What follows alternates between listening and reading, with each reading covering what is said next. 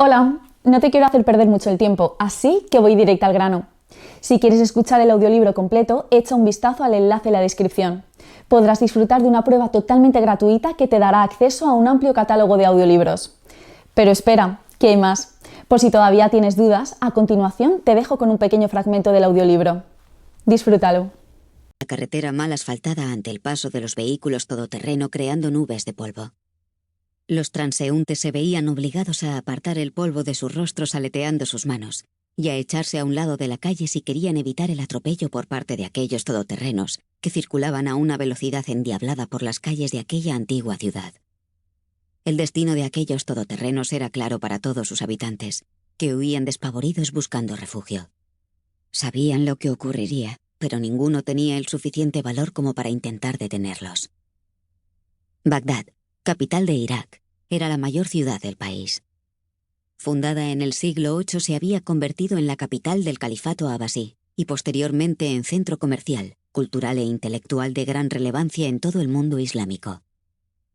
Situada a orillas del río Tigris, había sido la ciudad más grande durante el califato, hasta que fue destruida por las tropas del Imperio mongol en 1258, lo que había supuesto un declive de toda aquella civilización durante siglos, aunque poco a poco se había recuperado. Ahora, siglos después de aquella invasión, Bagdad sufría las consecuencias de otra. La Guerra de Irak, también conocida como la Segunda Guerra del Golfo, u Operación Libertad Iraquí, había comenzado el jueves 20 de marzo de 2003, cuando fuerzas estadounidenses iniciaron los primeros bombardeos aéreos sobre misiles Tomahawks desde barcos y submarinos. Las fuerzas estadounidenses y británicas avanzaron desde Kuwait y los aliados kurdos lo hicieron desde el norte. Posteriormente, el 9 de abril de 2006, los primeros tanques estadounidenses habían entrado en Bagdad, sin encontrar mucha resistencia, pero ninguno de los allí presentes, ni de los atemorizados habitantes de aquella ciudad, estaban preparados para lo que iba a acontecer en días venideros, desde la entrada de los primeros tanques. Junto al petróleo, otra de las grandes riquezas de Irak era su cultura. Las zonas protegidas por la UNESCO donde se elevaban templos de la época mesopotámica, concretamente Sumeria, las bibliotecas que albergaban antiguos escritos y los museos donde se conservaban piezas de más de 7000 años de antigüedad, estaban siendo masacradas por el movimiento yihadista, un movimiento que pretendía destruir las únicas fuentes de memoria de la cultura del mundo más antigua conocida, cuna, según todos los historiadores, de la primera civilización humana y de la escritura. El pillaje había arrasado la Biblioteca Nacional de Bagdad hacía pocos días, reduciéndola a cenizas y sepultando bajo ellas miles de textos antiguos y todos los conocimientos del pasado. Sin duda querían destruir su patrimonio y su historia, pero también todo aquel conocimiento que había superado con creces más de 6000 años oculto en estelas, figuras de dioses, cerámicas y tablillas de arcilla. Los soldados ingleses y americanos caminaban tranquilos por las calles con sus metralletas y fusiles, apartándose del trayecto de aquellos que conducían a toda velocidad en dirección al Museo Nacional de Irak. Los soldados angloamericanos se encargaban de proteger los pozos de crudo, pero ninguno de ellos iba a mover un dedo para defender la memoria de la humanidad. En aquel museo estaban los primeros ejemplos de la escritura humana y de los símbolos numéricos, y por más que la UNESCO pidiese respeto hacia el patrimonio, aquellos que conducían a tanta velocidad hacían oídos sordos a tales peticiones. Los 6 todoterrenos, donde en cada uno de ellos viajaban 5 hombres, se detuvieron ante las puertas del Museo Nacional de Irak. Muchos iban equipados con sus fusiles Kalashnikov AK-103, dispuestos a abrir fuego contra cualquier civil que se interpusiese en su camino.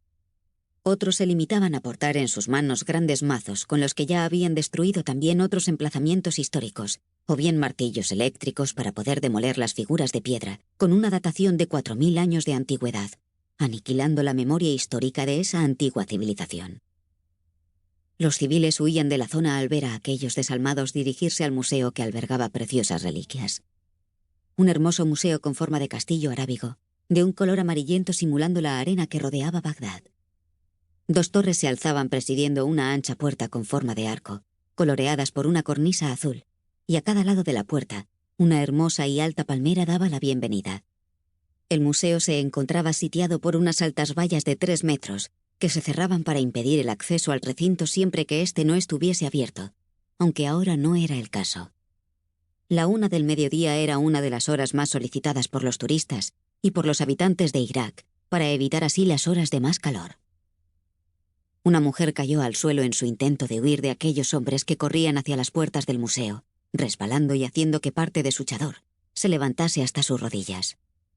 El chador, la prenda más usada por las mujeres de aquel país, consistía en una pieza de tela negra que cubría casi todo el cuerpo, dejando únicamente el rostro al descubierto. Se removió en el suelo provocando que su atuendo se subiese hasta la cintura, revelando el pantalón tejano que llevaba debajo, aunque aquellos 30 hombres ni siquiera repararon en el miedo de sus compatriotas, ni en los niños que corrían sujetos de las manos de sus padres huyendo del lugar, pues sabían que sus vidas peligraban en aquel momento.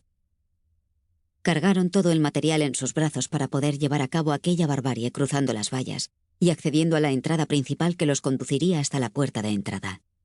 Varios de ellos se agacharon en el suelo colocando cargas explosivas en las paredes del museo.